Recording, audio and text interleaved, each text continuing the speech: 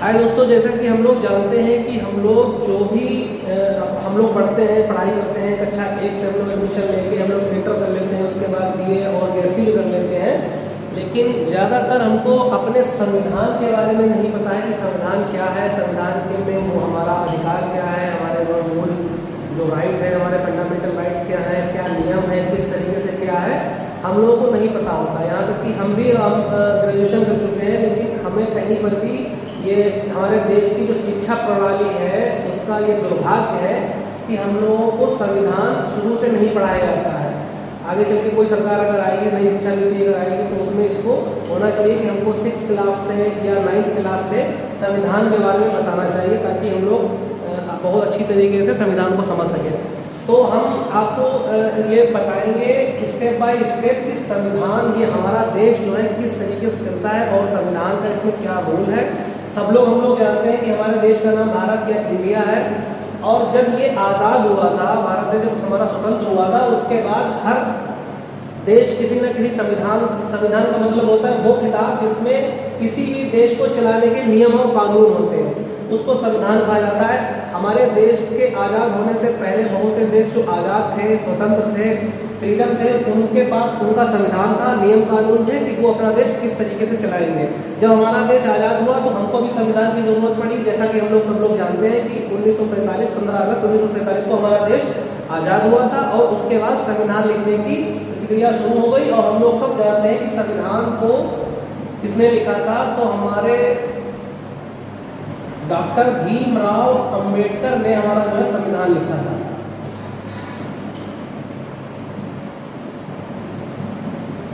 Doctor Bhimrao Ambedkar ji ने जो है संविधान जो रचयिता, उन्हीं को कहा जाता है, तो संविधान रचयिता थे।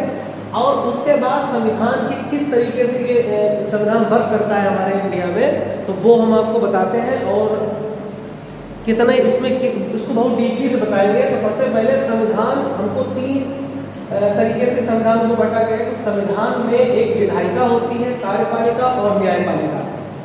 संविधान के अंदर जो अनुच्छेद है, कितने भाग हैं, कितनी अनुसूची है, वो हम आपको बाद में बताएंगे। लेकिन संविधान को फॉलो किन किन चीज़ों से किया जाता है वो आप बहुत डीपली देख लीजिए। जो लोग पढ़ते हैं उनके लिए तो ये बेनिफिट देगा ही, लेकिन जो लोग नहीं पढ़ते हैं, उनकी एज ज़्यादा हो गई है, पढ़ चुके हैं, उनको भी ये समझना बहुत ज़रूरी है, और आपको ये बेनिफिट भी देगा, ये आपको फायदा भी पहुंचाएगा। तो संविधान सबसे पहले क्या होगी, विधायिका।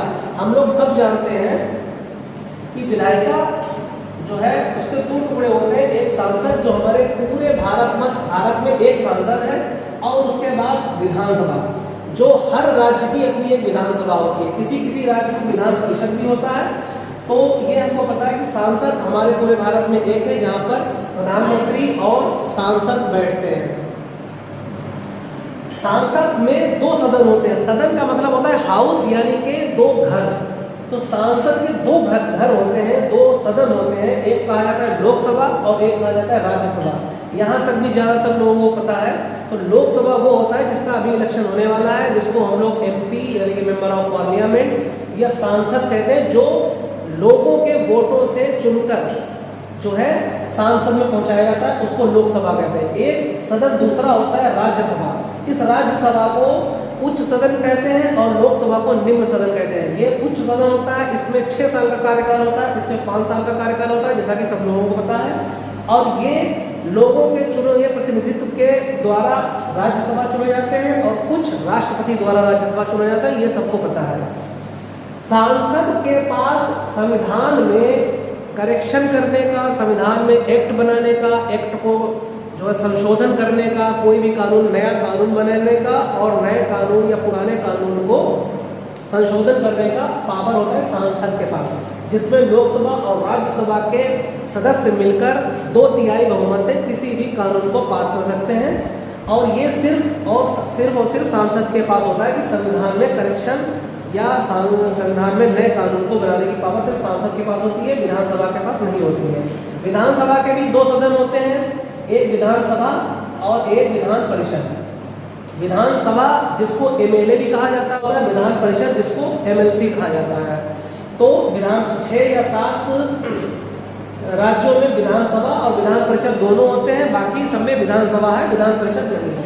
उसके बाद इस विधायिका यानी कि सांसद या विधानसभा के जो भी कानून बनाए गए हैं उन कानूनों को किस तरीके से लोगों के या हमारे देश में जो है किस तरीके से लागू किया जाएगा, उसका काम होता है कार्यपालिका का। कार्यपालिका में क्या होता है, प्रेसिडेंट होता है हमारा, राष्ट्रपति, उपराष्ट्रपति, प्रधानमंत्री, कैबिनेट मंत्री, ये सारे क्या है कार्यपालिका में होते हैं। ये जो सांसद कानून बनाते हैं इस कानून को किस तरीके से लागू करना है और किस तरीके से उसको पारित करना है, ये सारा काम कार्यपालिका का होता है। फिर तीसरे नंबर पर संविधान का जो तीसरा स्ट्रक्चर है, तीसरा जो स्तंभ है वो होता है न्यायपालिका। न्यायपालिका यानी कि जुडिशरी, न्यायपालिका यानी कि जुडिशरी।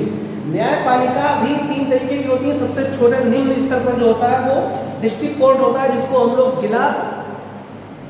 लोग जिला न्यायालय कहते हैं। एक हाई कोर्ट होता है और एक सुप्रीम कोर्ट होता है। सबसे बड़ा हमारा सुप्रीम कोर्ट है। सुप्रीम कोर्ट पूरी इंडिया का एक है। हाई कोर्ट हर राज्य में होते हैं और डिस्ट्रिक्ट कोर्ट जो होते हैं वो हर जिले में होते हैं। तो ये इस तरीके से संविधान का स्ट्रक्चर है। उसके बाद हम जो अगला वीडियो लेके आएंगे वो संविधान के अनुच्छेद, संविधान में कितने भाग हैं, कितने अनुच्छेद हैं और कितनी अनुसूची हैं, किस भाग में कितने अनुच्छेद दिए हुए हैं और किस अनुच्छेद में हमको क्या क्या अधिकार मिले हैं, वो सारे हम संविधान के बारे में डीपली बिल्कुल अगले वीडियो में बताएंगे। तो इस तरीके का जो हमारा संविधान का जो पहला पार्ट है वो कंप्लीट हो गया है।